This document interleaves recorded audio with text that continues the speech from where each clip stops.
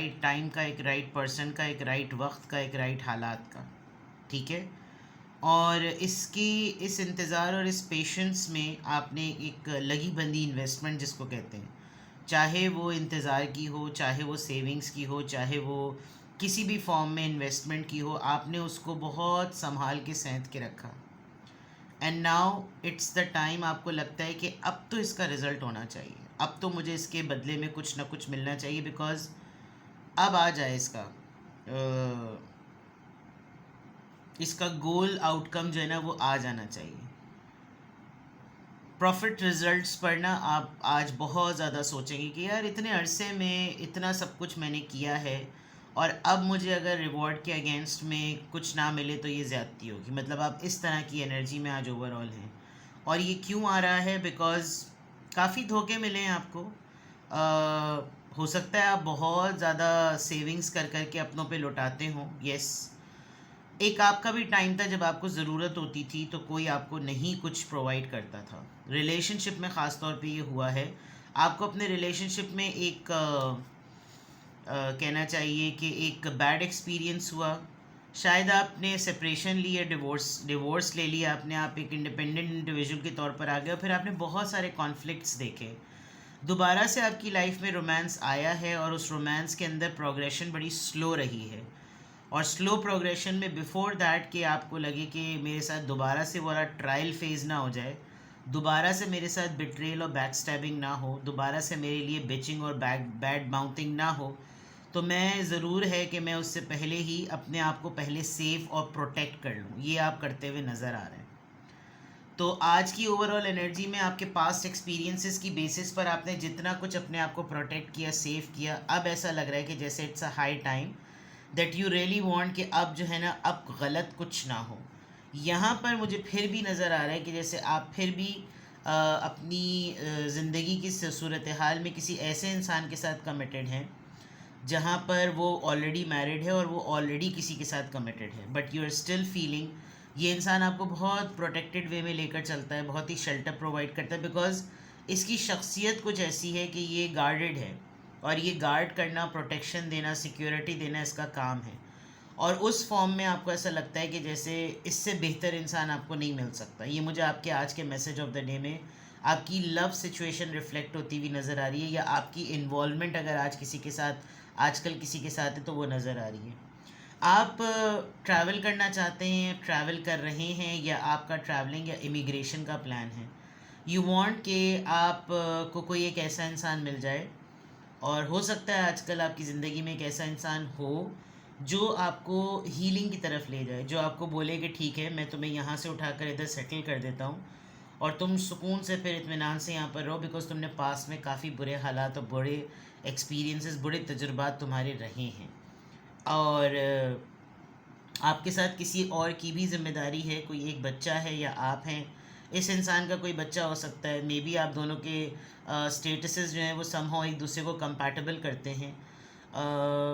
इसमें रिलीजियस बातें भी आ रही हैं, इसमें रिलीजियस नॉर्म्स भी आ रहे हैं, और हो सकता है आपको आज आपके ऑरा की वजह से, आपकी शख्सियत की वजह से, आपके समझाने के तरीके से, आपकी काउंसलिंग की वजह से लोग आपकी तरफ आए, कोई आकर आपसे अपना ये मैटर डिस्कस करे।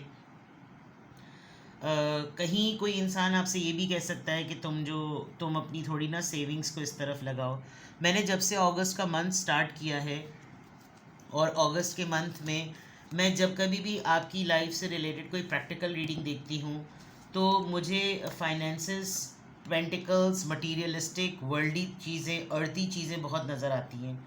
तो आप अगस्त के मंथ में अगर अपनी ज़िंदगी के प्रैक्टिकल साइड पर देखें तो आपको फाइनेंसेस में, सेविंग्स में, इन्वेस्टमेंट में, इस तरह के मामलात में आपको बहुत ज़्यादा पढ़ना पड़ रहा है। कहीं आपके पैसे बहुत ज़्यादा लग रहे हैं, कहीं कोई ज़बरदस्ती आपके पैसे लगवाना चाह रहा है, कहीं कोई आपसे पैसे मांग रहा है, कहीं कोई किसी को आपको उधार देना है, कहीं आपकी इंस्टॉलमेंट्स का मामला है। इस तरह की चीज़ें बहुत हैं। और यहाँ पे भी मुझे नज़र आ रहा है कि जैसे आपने बहुत कुछ सेव कर लिया, नाउ इट्स अ टाइम कि या तो मैं इन्वेस्ट करूं या फिर मैंने जो इन्वेस्ट किया है मुझको इसका रिवॉर्ड मिले। तो ये चीज़ एक आपकी नज़र आ रही है। You are waiting for something, some good news, some good time. आप किसी चीज़ के ना इंतज़ार में हैं। अदर देन दैट आप एक्सपेक्ट भी कर रहे हैं कि आपको ये इंसान ऑफ़र करे, ये इंसान आपको प्रपोज़ करे, क्योंकि इसने बहुत सारे सिग्नल्स देकर ये तो बता दिया है कि इसकी आपके टूवर्ड्स लाइकिंग है।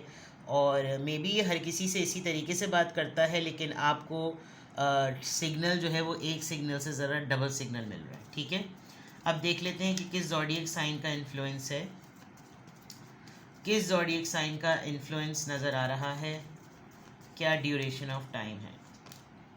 इक्वेरियस नंबर 11, कल 3 आया था और आज 11 आया है, जबकि आज 13 है शायद। यस, 11 वीक्स और 11 months give a fresh impetus.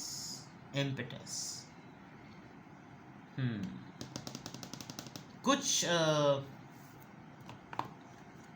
Affair से रिलेटेड चीज़ें ओपन अप होंगी। आप एक स्टेप अहेड जो है ना, वो अपने अफेयर से रिलेटेड कुछ मामलात करेंगे, एक स्टेप अहेड। आपको अपनी लव लाइफ में कोई बूस्ट लाने की ज़रूरत है, अगर तो आप अपनी लव लाइफ में कोई प्रोग्रेशन चाहते हैं तो। मैं हर रीडिंग के शुरू में कह देती हूँ कि हर मैसेज आपके लिए नहीं होगा।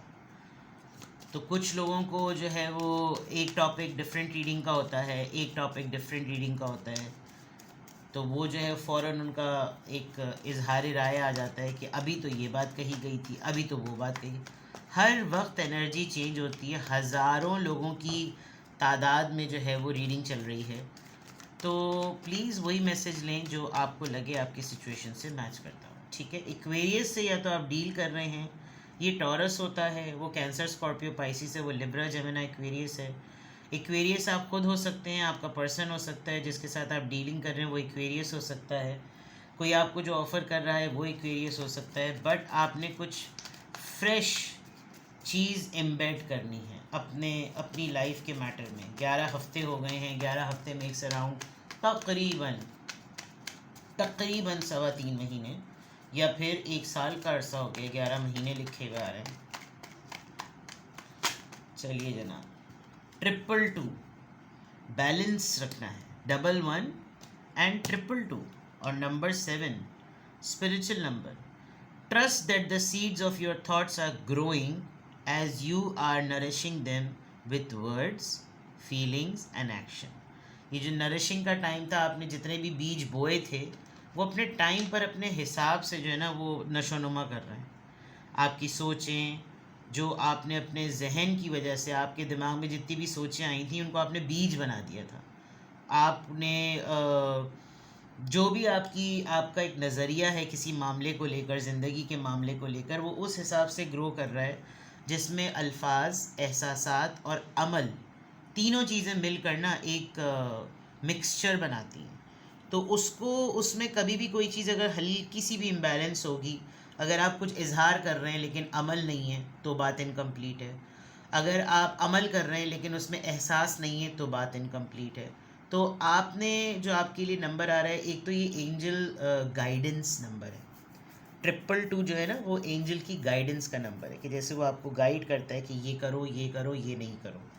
तो जो सोचते हैं आप उस सोच का ख्याल रखें, जो कहते हैं आप उसके कहने का ख्याल रखें, जो आपकी रोल मॉडलिंग होती है उसका भी आपको ख्याल रखने की ज़रूरत है।